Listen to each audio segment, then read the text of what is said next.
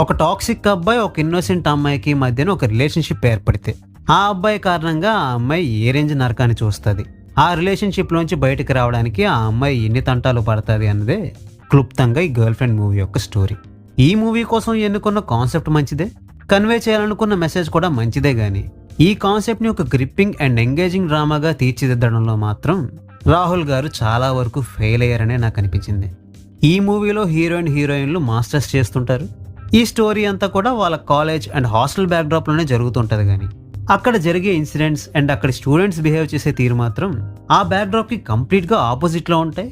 And logical గా కూడా ఆ బ్యాక్డ్రాప్ లో చాలా లూపోల్స్ కనబడతాయి. జనరల్ గా బాయ్స్ హాస్టల్లోకి గర్ల్స్ హాస్టల్లోకి బాయ్స్ ని అలౌ చేయడం అంటూ జరగదు, కానీ ఈ మూవీలో మాత్రం ఎవరికి నచ్చినట్టు వాళ్ళు ఇష్టానుసారంగా తిరిగేస్తుంటారు. అఫ్ కోర్స్ కాలేజ్ మేనేజ్మెంట్ కి స్టూడెంట్స్ ప్రైవసీని భంగం చేయడం ఇష్టం లేదు కాబట్టి వాళ్ళని అడ్డుకోవట్లేదని ఒక రీజనింగ్ ని సెకండ్ హాఫ్ లో ఇచ్చారు, కానీ హాస్టల్స్ లో ఈ రిస్ట్రిక్షన్స్ ని పెట్టడానికి మెయిన్ రీజన్ ప్రైవసీని భంగం చేయాలని కాదు, ఉమెన్ కి సేఫ్ ఎన్విరాన్మెంట్ ని క్రియేట్ చేయడం కోసం అన్న విషయాన్ని కన్వీనియన్స్ కోసం గాలికి వదిలేశారనిపించింది. భూమాదేవి అనే ఒక ఇన్నోసెంట్ అమ్మాయి, తనకి ఏ ఇబ్బంది ఉన్నా బయటకు చెప్పుకోలేదు, ఎవరిని పన్నెత్తి ఒక మాట కూడా అనదన్నట్టుగా ఈ మూవీలో చూపించారు.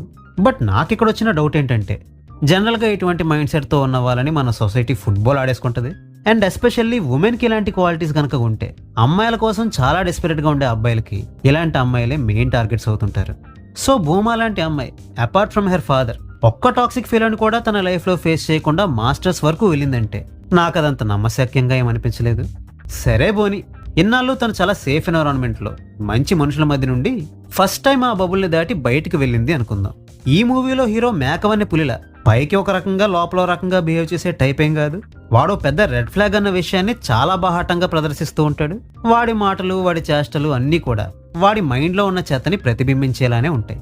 మరలాంటప్పుడు భూమా అవన్నీ భరిస్తూ వాడితో ఎందుకుంది, పీకల మీదకొస్తే గానీ రియాక్ట్ కానంత సహనం ఎందుకు చూపించిందన్న దానికి ఆన్సర్ దొరకదు.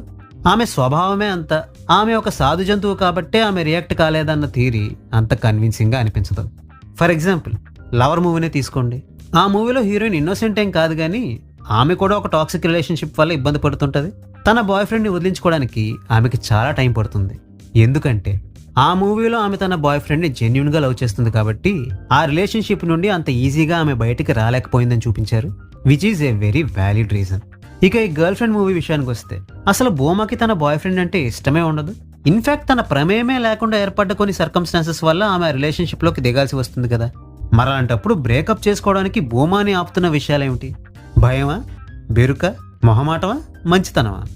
ఆడియన్స్ భూమా క్యారెక్టర్తో కనెక్ట్ అవ్వాలి, ఆమె మీద మనకి సింపతి ఏర్పడాలి కాబట్టే కేవలం కన్వీనియన్స్ కోసం ఆమెను శుద్ధపూసలా ఆమె బాయ్ ఫ్రెండ్ నో టాక్సిక్ ఫెలోలా చూపించినట్లయిపోయింది ఈ మూవీ పరిస్థితి. అండ్ ఈ బాయ్ ఫ్రెండ్ గాడికి ఏమాత్రం తీసిపోని భూమా ఫాదర్ క్యారెక్టర్తో భూమాకి ఎటువంటి కాన్ఫ్రంటేషన్ సీన్ ని పెట్టకపోవడం వల్ల ఒక ఇన్కంప్లీట్ మూవీని చూసిన ఫీలింగ్ నాకు కలిగింది. ఇక ఫైనల్గా ఈ మూవీని నేను మీకు రికమెండ్ చేస్తానా అంటే, మొదట్లో చెప్పినట్టు మంచి కాన్సెప్ట్నే తీసుకున్నారు. కొన్ని సీన్స్ చాలా ఇంపాక్ట్ఫుల్గా రిలేటబుల్గా ఉన్నా కూడా ఓవరాల్గా చూసుకుంటే మాత్రం నేనైతే ఈ మూవీ పరంగా కొంచెం డిసప్పాయింట్ అయ్యా.